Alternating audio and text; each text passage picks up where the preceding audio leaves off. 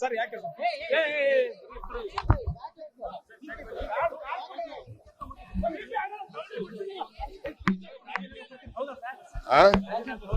ಯಾಕೆ ಕೊಡ್ತೀಯ? ನಿಮ್ಗೆ ಹೇಳ್ತೀನಪ್ಪ, ಹೇಳ್ಬಿಟ್ಟೆ ಕೊಡ್ತೀರಾ? ಆತರ ಒಂದೇ ನಿಮಿಷ ಸರ್, ರಾಜೀನಾಮೆ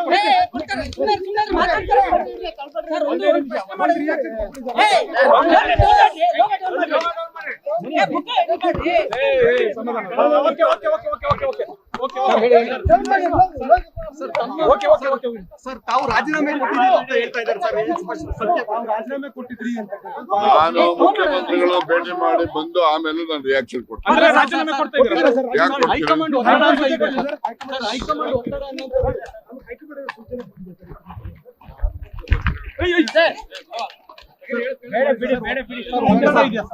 ಸರ್ ಹೈಕಮಾಂಡ್ ಒತ್ತಡ ಆಯ್ತಲ್ಲ, ಮುಖ್ಯಮಂತ್ರಿಗಳು ಭೇಟಿ ಮಾಡಿದ ನಂತರ ಬರ್ತೀನಿ, ಮಾತಾಡ್ತೀನಿ.